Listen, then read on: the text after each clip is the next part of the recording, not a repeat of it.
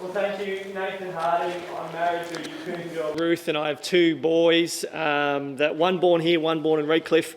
My working life has been diverse, from working with people with disabilities all the way to finding myself standing on the border of Syria, Iraq and Turkey, advocating for people's religious and civil liberties. Why am I running? Because as I travel around the electorate, people are saying no one is seeing the plight we're in. Whether they're a miner, whether they're a small business, whether they're someone who is making personal medical choices, no one's seeing us and no one's listening. There is $1 trillion debt in this country. There is a tsunami that's hitting us now and the biggest wave is about to come, but there's hope. The UAP have a economic roadmap, and one of it is to deal with the debt.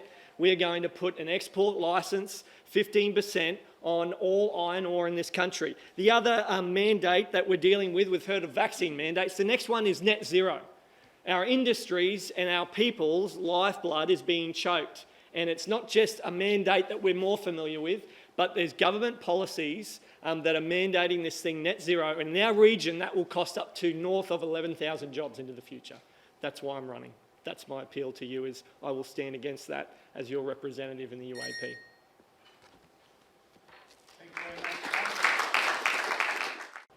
Well, for me, it comes down to trust. Trusting the Australian people. If we localise that, let's trust the people, the experts in Capricornia. United Australia's party policy, amongst its spread of economic policies, is funding our regional and local hospitals directly. It's been done before in Australia. It should be done again.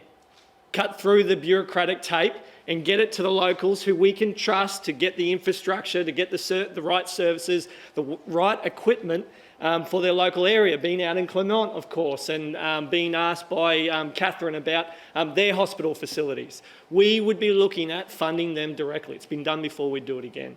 Our 20% regional tax cut, the incentive to decentralise Australia. Get these young doctors or doctors of all ages out to the regions, give them an incentive. Depending on some doctors, that could be more than $16,000 extra a year.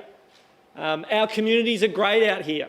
Let's give them an incentive to come here, and plus the infrastructure support for it as well. Mandates have been mentioned. I know of a doctor who, December 17th, up until that point, he was fined to help Capricornians. He did a good job, he coordinated lots of things, received a letter saying if you step foot on a hospital again, you will be fined tens of thousands of dollars.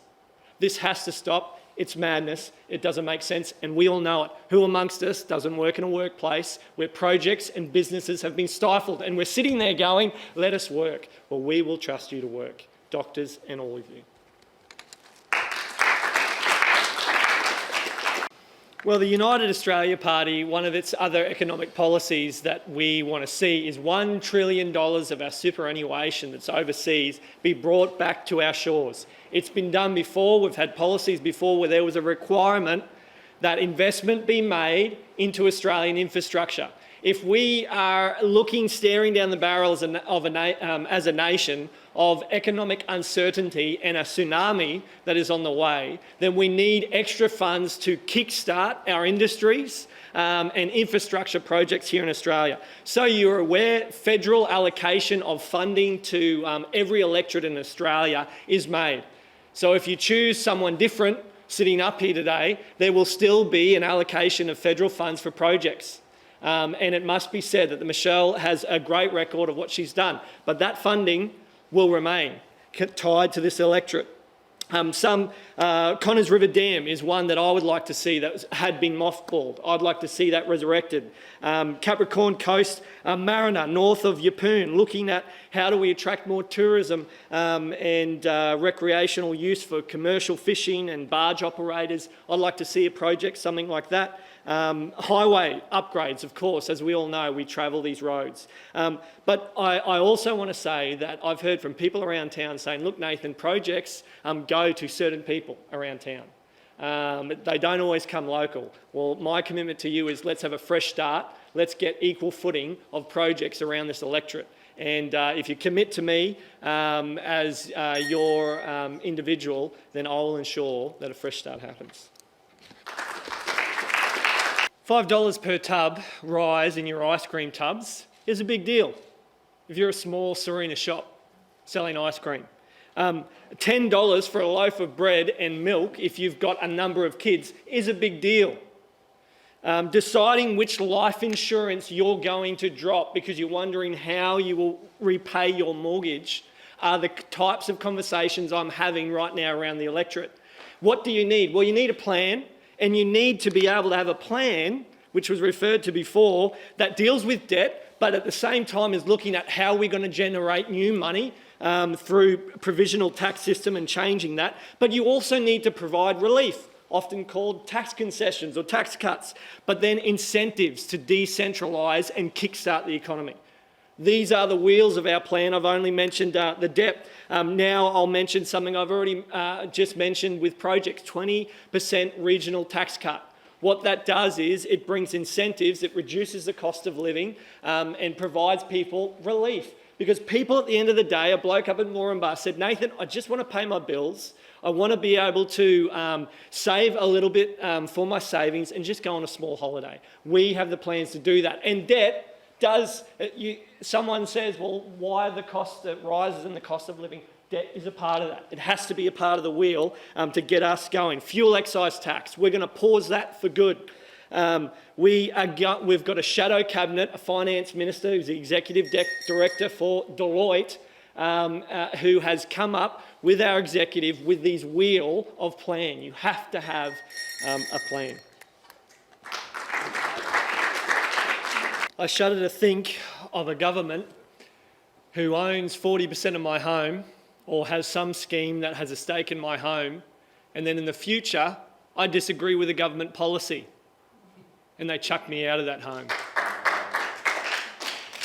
As has already been said, supporting demand and increasing supply, two things that we would look to do. I've already talked a little bit about demand. I talked about that 20% regional tax concession. What happens when that kicks into place is that all of a sudden cities need to keep their people. So wages go up in the cities to keep people and businesses that are located there to keep them there. Naturally, in the regional areas, wages go up there as well. Because all of a sudden you've got more money in your hip pocket. The businesses, through our provisional tax policy, which means you keep all your funds till the end of the year and you don't give the government their tax until the end of the year, means they've got more money to be competitive and pay their staffing. We have people with a greater amount of money. We have young people. I was chatting to a miner and he said, Nathan, I make a great wage, but I get significantly taxed. And bankers, because of the contract I'm on, won't look at me. So our tax system addresses that. The other one, as far as increasing supply, is our downstreaming processing. The taking down the debt, freeing up some of our funds, bringing over the superannuation, the $1 trillion, allows us to start to process our own minerals here. We start to see steel being manufactured here, and houses now are taking up steel as a viable option to timber. These are the decisions before us.